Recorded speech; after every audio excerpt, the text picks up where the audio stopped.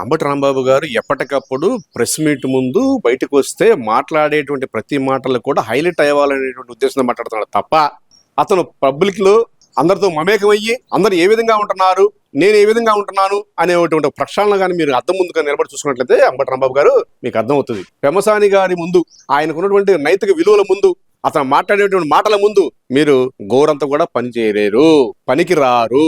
ఒకటే గుర్తుపెట్టుకోండి, పబ్లిక్ ని రెచ్చగొట్టేటువంటి మాటలు మీరు ఎన్నో సందర్భాల్లో ఎన్నో సార్లు కొన్ని వేల సార్లు మాట్లాడారు మీడియా ముందు, కానీ మేము ఎప్పుడు అట్లా మాట్లాడలేదే.